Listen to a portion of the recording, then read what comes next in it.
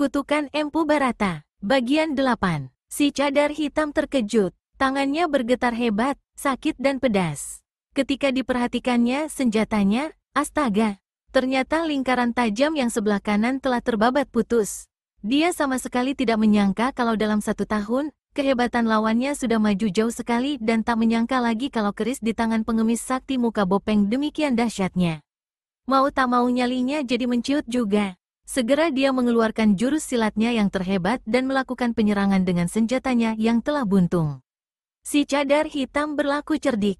Dia selalu mengelak bila lawan hendak mengadu senjata. Sebaliknya dia berusaha agar dapat menyingkirkan keris mustiko jagat dari tangan lawan. Dalam ilmu silat, mungkin si cadar hitam lebih hebat dan lebih gesit gerakannya.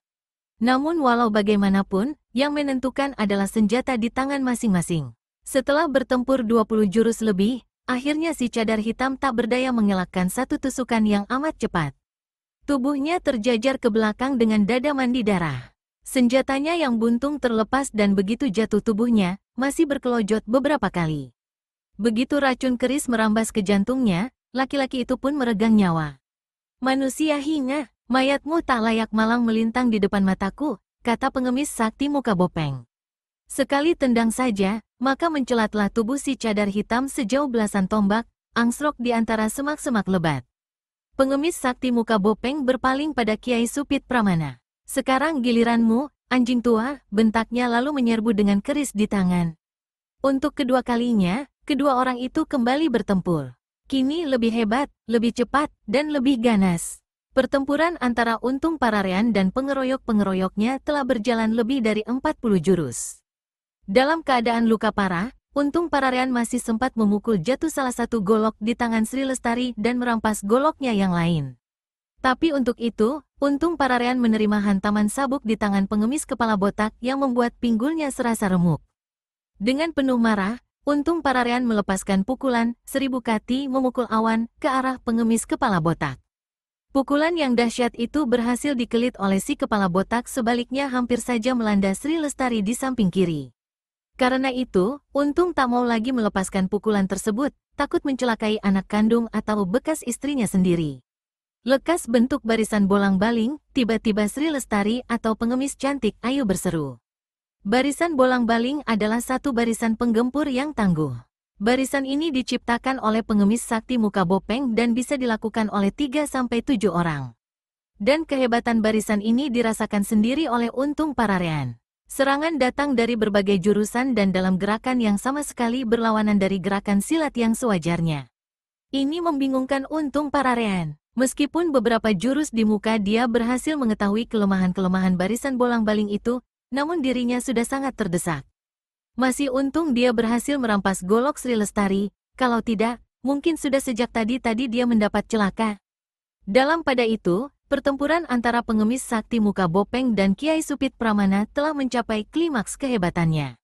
Dalam jurus yang ke-63, tokoh silat dari Gunung Bromo itu berhasil menghantam lengan kanan lawannya hingga keris mustiko jagat terlepas dan mental dari tangan pengemis sakti muka bopeng. Laki-laki ini coba melompat untuk menjangkau senjata itu, tapi tak berhasil karena saat itu Kiai Supit Pramana melepaskan pukulan 1000 kati memukul awan, yang mana harus dilakukannya dengan cepat kalau tidak mau mendapat celaka. Kiai Supit Pramana adalah tokoh silat berjiwa kesatria tulen. Melihat lawan tidak bersenjata lagi, segera selendang sutranya disimpan di balik pakaian lalu meneruskan pertempuran dengan tangan kosong. Secara kebetulan, keris mustiko jagat yang terlepas mental dari tangan pengemis sakti muka bopeng melayang ke tempat berlangsungnya pertempuran antara Untung Pararean dan pengeroyok-pengeroyoknya. Melihat keris ayahnya melayang mental begitu rupa, dan di saat itu dia sendiri tidak pula memegang senjata apa-apa, dengan cepat Sri Lestari melompat. Sesaat kemudian, senjata itu pun sudah berada dalam tangan kanannya. Betapa terkejutnya Untung Pararean menyaksikan Sri Lestari kembali memasuki kalangan pertempuran dengan mustiko jagat di tangan. Sinar biru berkelebat menggigitkan. Untuk kesekian kalinya, Untung Pararean merasakan bulu kuduknya merinding. Terngiang lagi di telinganya kutukan Empu Barata yang dibunuhnya dulu. Kelak kau bakal mati di ujung keris mustiko jagat. Apakah kutukan itu segera akan berbukti kini? Terang. Untung Pararean terkejut. Golok di tangan kanannya patah dua disambar keris mustiko jagat.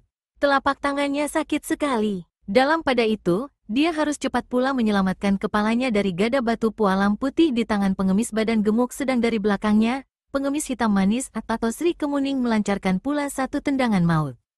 Untung Pararean berkelebat cepat untuk mengelakkan kedua serangan itu dan berhasil. Namun, dia melupakan kedudukan Sri Lestari yang saat itu bergerak luar biasa cepatnya, menyambar dari samping kiri dan menusukkan mustiko jagat ke dadanya tanpa bisa ditangkis atau dikelit lagi.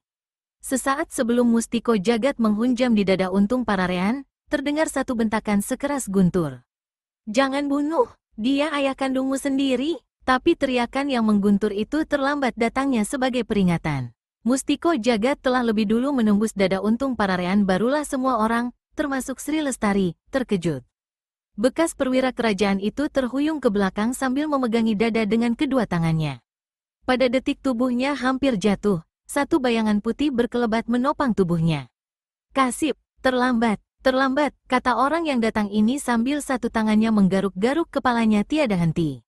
"Bangsat gondrong," bentak Sri Lestari sewaktu dia melihat siapa adanya orang yang menopang tubuh lawannya. "Kau masih mau ikut campur urusan orang lain? Gadis, apakah kau masih belum sadar kalau orang ini adalah ayah kandungmu sendiri?" ujar si pemuda rambut gondrong yang bukan lain pendekar 212 Wiro Sableng adanya. "Jangan bicara ngaco ngelantur," bentak Sri Lestari. "Ayahku adalah Gambir Seta yang bergelar pengemis sakti muka bopeng." Wiro Sableng tertawa kecut dan menyandarkan Untung Pararean ke pangkuannya. Sambil megap-megap kehabisan napas, Untung Pararean berbisik, "Sahabat, kenapa kau beritahu siapa diriku?" Baru saja Untung Pararean habis berkata begitu, satu tangan menyambar dan, bret, terbukalah cadar hitam yang selama ini menutup paras bekas perwira kerajaan itu. Terdengar jerit ngeri Sri Kemuning. Dialah yang menyentakkan kain penutup paras Untung Pararean. Jeritannya disusul oleh jeritan Sri Lestari dan seruan-seruan tertahan orang-orang yang ada di situ yang merasa ngeri melihat luar biasa seramnya paras Untung Pararean. Mata kirinya hanya merupakan lobang belaka.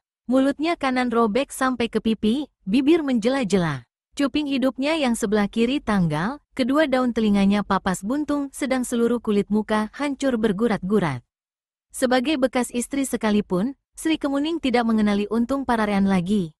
Pengemis sakti muka bopeng terkejut luar biasa. Benar-benar tak diduganya kalau orang bercadar itu adalah Untung Pararean, seorang bekas perwira kerajaan yang telah membunuh Empu Barata dan yang telah disiksanya setengah mati 16 tahun yang silam.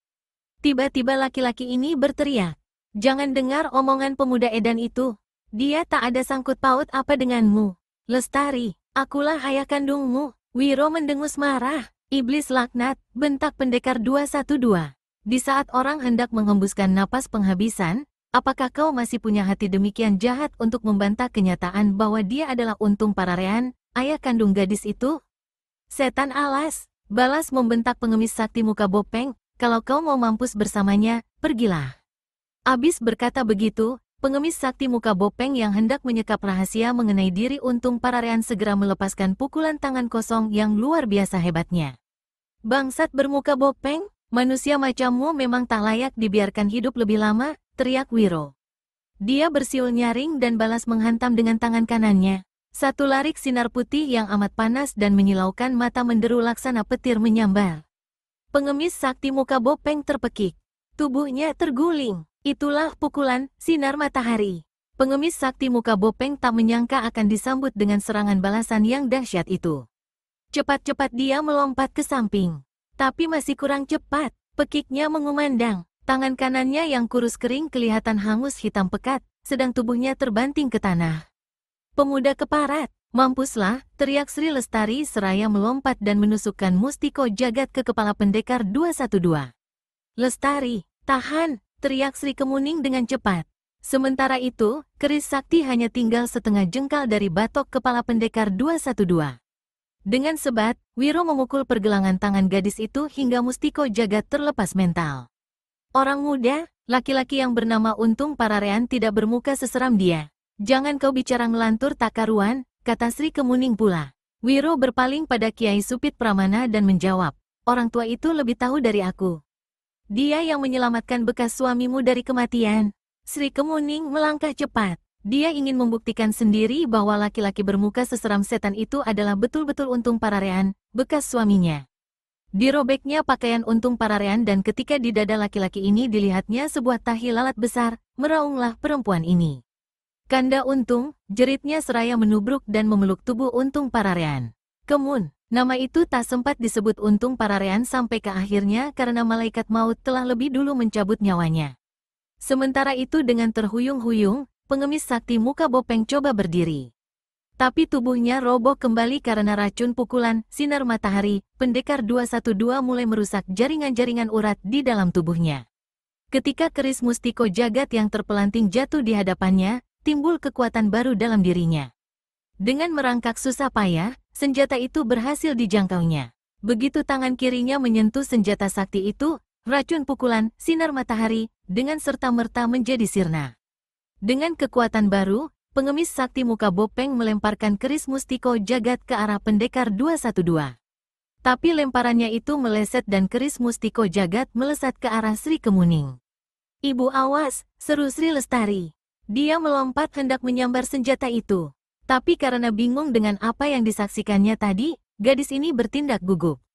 Dan hal ini harus dibayarnya dengan mahal. Keris mustiko jagat menghantam pangkal lehernya. Baik Wiro maupun Kiai Supit Pramana tidak punya kesempatan sama sekali untuk menyelamatkan jiwa gadis itu. Terdengar pekik Sri Lestari. Tubuhnya roboh dengan leher mandi darah. Hanya beberapa kali saja tubuh itu kelihatan bergerak-gerak, sesudah itu diam tak berkutik lagi. Sri Kemuning laksana gila melepaskan pelukannya pada tubuh untung Pararean dan menghambur ke tempat di mana anaknya menggeletak tak bernyawa. "Manusia durjana," bentak Kiai Supit Pramana seraya melompat menyerang pengemis sakti muka Bopeng. Tapi dari samping, satu bayangan putih lebih cepat mendahuluinya. Satu suara laksana ribuan tawon mengamuk membising telinga dan di lain kejap, terdengarlah jeritan setinggi langit keluar dari tenggorokan pengemis sakti muka Bopeng. Tubuhnya bergedebuk ke tanah, pinggangnya hampir putus dan darah membanjir. Kiai Supit Pramana berdiri laksana patung, memandang tepat-tepat pada pendekar 212 yang berdiri di hadapannya, memegang kapak maut naga geni 212. Senjata itulah yang telah menamatkan riwayat pengemis sakti muka Bopeng. "Senjata hebat, dan gerakannya luar biasa cepatnya," kata Kiai Supit Pramana dalam hati. Tiba-tiba kedua orang itu dikejutkan oleh teriakan pengemis badan gemuk. Mereka membalik dan terlalu kasip untuk turun tangan. Sri Kemuning telah mencabut keris mustiko jagat dari leher anaknya dan kemudian menusukkan senjata itu ke dadanya sendiri. "Bangsat-bangsat rendah, gara-gara kalianlah semua ini terjadi," bentak pengemis badan gemuk. Bersama pengemis kepala botak, dia menyerbu Wiro Sableng dan Kiai Supit Pramana. Wiro memutar kapak naga geni 212. Kres, tangan kanan pengemis badan gemuk putus. Laki-laki ini meraung macam harimau luka lalu lari terbirit-birit. Di tengah jalan, racun kapak telah merambas jantungnya hingga tubuhnya terhuyung dan roboh tanpa nyawa di saat itu juga. Pengemis kepala botak yang menyerang Kiai Supit Pramana tidak bernasib lebih baik.